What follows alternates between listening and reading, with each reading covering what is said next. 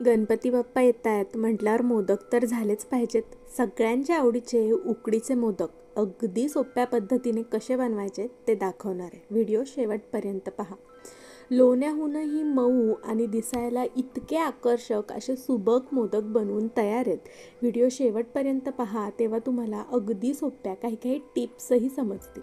छान मोदक घ्यायचा, तुपाची धार सोडायची आणि हा खायचा. ही झाली खाण्याची पद्धत. आता आपण पाहूयात बनवायची पद्धत. गणपती बाप्पा आले आहेत, नक्की मोदक करून बघा. आणि हो, आवडलाच व्हिडिओ तर लाईक, शेअर, सबस्क्राईब आणि कमेंट करायला विसरू नका. 1 ते 1.5 वाटी हे खवलेलं खोबरं घेतलं. तुम्ही जर मिक्सरमध्ये फिरवणार असाल तर पाठीमागची पाठ जी काळी असते ती काढून घ्यायची. आणि हा किसलेला गूळ आहे, हा जवळजवळ पाऊण वाटी इतका गूळ आहे. 4 ते 5 चमचे साजूक तूप घेतलं आहे. थोडेसे ड्रायफ्रूट ज्याच्यामध्ये काजू, बदाम आणि पिस्ता आहे ते कापून घेतलेत. खसखस घेतली आहे, वेलची पूड घेतली आहे आणि थोडंसं गार्निशिंगसाठी केसर. नसेल काहीच हरकत नाही. 1 वाटी तांदळाचं पीठ आणि हे दूध आणि पाणी असं दोन्ही अर्धा अर्ध मिश्रण आहे 1 वाटीभर. चवीपुरतं मीठ आणि थोडीशी साखर इतक्या साहित्यात आपल्याला बनवायच्यात उकडीचे मोदक. चला तर मग घेऊ बनवायला. पॅन घेतला आहे आणि पॅनवरती 2 चमचे इतकं साजूक तूप टाकून घ्यायचे. तूप वितळलं की लगेचच त्यामध्ये आपल्याला खवलेलं खोबरं घालून घ्यायचं. खोबऱ्याची मागची पाट काढून छोटे छोटे तुकडे करून मिक्सरला फिरवलं तरीही चालेल. झटपट होतं आणि पाट काढल्यामुळं अजिबात काळपट दिसत नाही. आणि खवलं तर मग तर काही पर्यायच नाही, अगदी मस्त बनतं. शक्यतो किसून घेऊ नका आणि घेतलं तरी काही हरकत नाही, पण मग ते धागे धागे असे दिसून येतात. आता याचं मॉइश्चर सुटेपर्यंत आपल्याला छान असं परतून घ्यायचं आहे आणि त्यानंतरनं लगेच यामध्ये गूळ घालून घ्यायचं आहे. 1-3 मिनटं खोबरं मी अगोदर असंच परतून घेतलेलं आणि त्यानंतरनं त्यामध्ये गूळ घातलं. आता गुळाला जशी जशी गरम वाफ लागेल तशी तसं गूळ वितळायला लागेल. गूळ वितळेपर्यंत आपल्याला हे छान असं परतून घ्यायचं आहे. आता तुम्ही पाहू शकताय बऱ्यापैकी सगळा गूळ वितळलेला आहे आणि आपलं मिश्रण छान असं एकसंध व्हायला चालू झालं आहे. आता तुम्ही म्हणाल की किती वेळ परतायचं. हे जर खूप जास्त वेळ परतलं तर आपलं मिश्रण कडक होऊ शकतं. हे सारण कडक झालं तर ते अजिबात चांगलं लागत नाही आणि पातळ राहिलं तर वाफवल्यानंतर जे आपली उकड असते त्यातनं ते बाजूनी निघतं तर तेही छान वाटत नाही. आता मी याच्यामध्ये काजू, बदाम, पिस्त्याचे काप घातलेत आणि जी खसखस मी घेतलेली ही 1 ते 1.5 चमचा इतकी खसखस आहे. लक्षात ठेवा, खसखसशिवाय मोदक बनतच नाहीत, म्हणजे चव बदलते अगदी. नक्की टाकून बघा. आणि आता हे छान असं मिक्स करून घेतलं आहे आणि तुम्ही पाहू शकता असं मिश्रण थोडंसं दाबून बघायचं. त्यातनं जर पाणी निघत नाही आहे याचा अर्थ आपलं मिश्रण हे बनून तयार आहे. सुरुवातीपासून खोबऱ्यात गूळ मिसळल्यापासनं एक 5 ते 7 मिनटात आपलं मिश्रण बनवून तयार होतं. आता मोदक उकळल्यानंतरनं त्यातनं गुळाचं पाणी बाहेर येऊ नये आणि मोदक छान दिसावेत यासाठी मी थोडंसं यामध्ये तांदळाची पिठी मिक्स केली आहे, ज्याच्यामुळं जर का काही मॉइश्चर असेल तर ते पीठ ओढून घेतं आणि आपले मोदक दिसायला अगदी छान होतात. ना की वाफवल्यानंतरनं त्यातनं गुळाचे पाणी बाहेर येतं, ते अजिबात छान दिसत नाही. आता तुम्ही पाहू शकताय मस्त असं कोरडं सारण तयार झालं आहे आणि अगदीच असं कडक बनलेलं नाही आहे, छान मऊसूद आहे तरीही कोरडं आहे. आता या स्टेजला आपण गॅस बंद करायचा आहे आणि गॅस बंद केल्यानंतर आपल्याला याच्यामध्ये वेलची पूड घालायची. गरम असतानाच घातली आहे, पण गॅस बंद केला आहे. गॅस चालू ठेवून घातली तर त्या वेलचीचा स्वाद थोडासा कमी जास्त होण्याची शक्यता असते. त्यामुळे गॅस बंद करा आणि मग वेलची घाला. छान असं मिक्स करून घेतलं आहे. अशा पद्धतीने आपलं सारण बनवून तयार झालेलं आहे. आता पार्ट 2 तो म्हणजे आपल्याला पिठाची उकड काढायची. तर पातेलं ठेवलं आहे आणि त्यावरती जे आपण पाणी आणि दूध याचं मिश्रण घेतलं होतं ते टाकलं आहे. निम्मं दूध आहे आणि निम्मं पाणी आहे, असं 1 वाटी पिठासाठी 1 वाटी पाणी आणि दुधाचं मिश्रण आहे ते टाकलं आहे आणि त्याच्यावरती मी थोडंसं तूप घातलं आहे, थोडीशी चमचाभर साखर आणि थोडंसं चवीपुरतं मीठ घातलं आहे. यामुळं काय होतं, जरी आपली पारी जाड झाली तरीसुद्धा साखर असल्यामुळं पारी खाताना पिठायला लागत नाही, छान गोडवा त्याच्यातही राहतो. आता हे छान मिक्स करून घेतलं आहे आणि याला छान उकळ आली की गॅस बंद करून त्यामध्ये वाटीभर मी तांदळाचं पीठ घातलं आहे. आता हे पीठ छान असं ढवळून घ्यायचं. गॅस अगोदरच बंद करायचा, नाही तर खालून पीठ लगेच जळायला लागतं. गॅस बंद करून ढवळलं आहे आणि त्यावरती झाकण ठेवलं आहे आणि हे एक 10 मिनटं असंच दणदणून वाफ काढून घ्यायची, गॅस बंद ठेवूनच बरं का. आता तुम्ही पाहू शकता छान वाफ बसली आहे. आता हे सगळं मिश्रण आपल्याला एका ताटामध्ये किंवा परातीमध्ये काढून घ्यायचं आहे.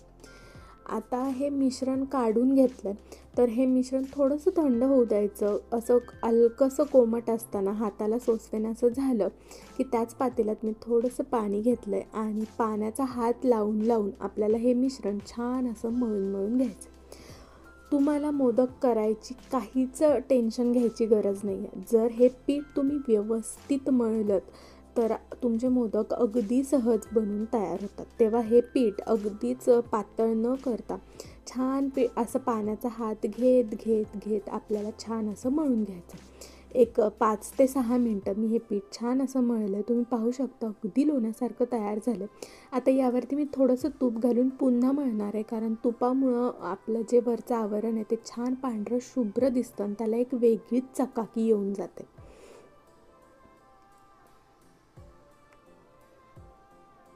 बरं, तुम्ही उकडीचे मोदक करता, तळणीचे करता की अजून कोणते?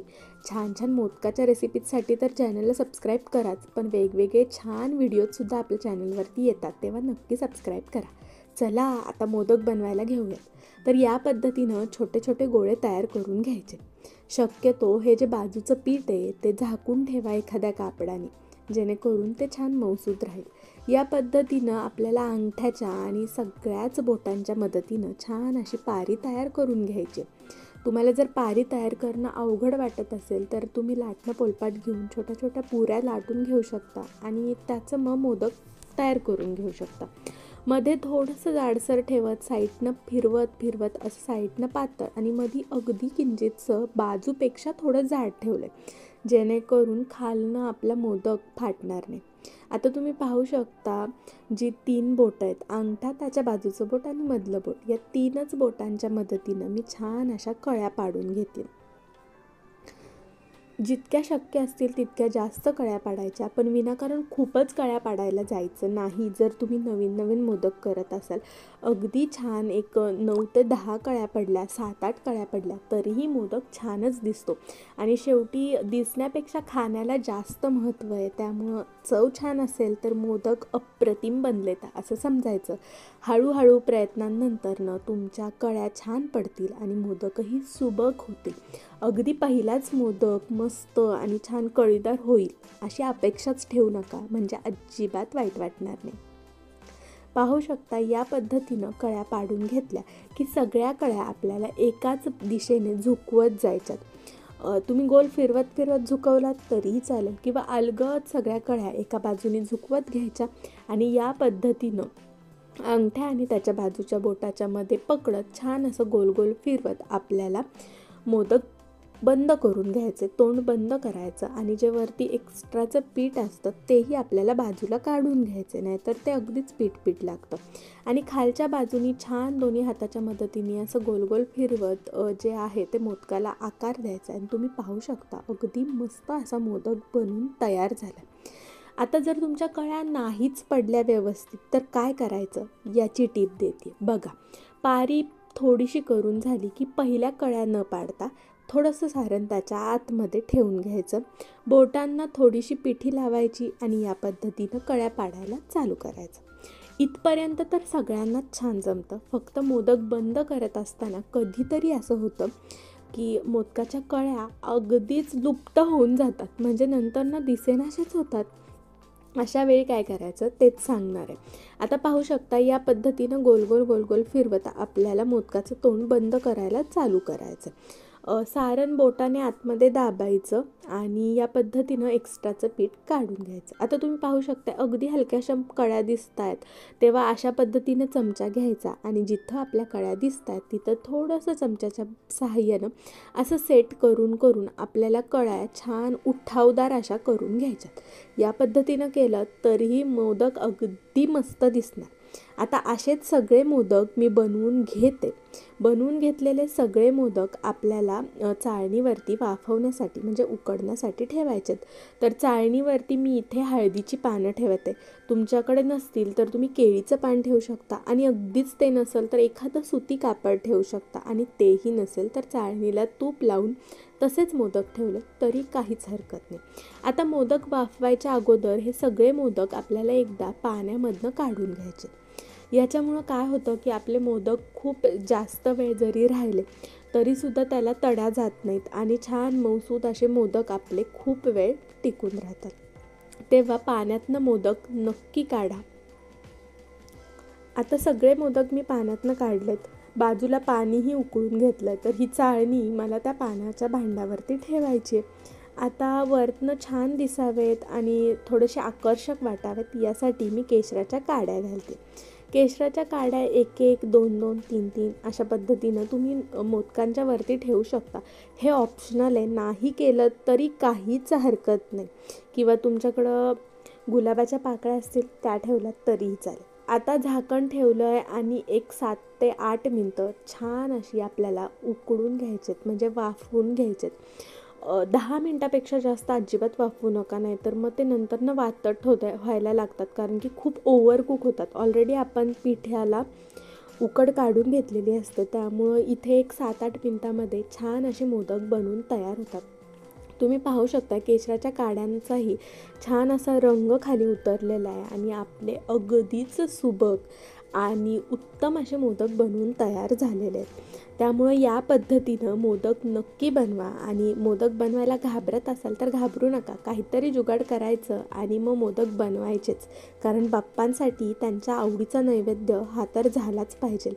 बरं, व्हिडिओ कसा वाटला ते मला कमेंट करून सांगायला अजिबात विसरू नका. मी तुमच्या कमेंटची वाट पाहते आणि हा व्हिडिओ जितका शक्य होईल तितका तुमच्या मित्रमैत्रिणींना, फॅमिली मेंबर्सला नक्की शेअर करा. अशा पद्धतीने छान असे आपले मोदक बनवून तयार झालेत. आता तुम्हाला दाखवतेच आहे तर म्हटलं थोडंसं सजावटही करूयात. म्हणून माझ्याकडं गुलाबाची फुलं होती तर त्याच्या पाकळ्यांनी मी छान असं डेकोरेशन करून घेतलं आहे आणि अर्थात बाप्पांना लाल कलरचे फुलं आवडतात त्यामुळं मस्त असे मोदक बनवून तयार आहेत. तुम्ही उकडीचे मोदक बनवलेत का आणि बनवले नसतीलच तर यावेळी हा व्हिडिओ पाहून मोदक नक्की ट्राय करा. गणपती बाप्पा मोरया. उकडीचे मोदक खा, तळणीचे मोदक खा, पाहिजेल ते मोदक खा बाप्पा.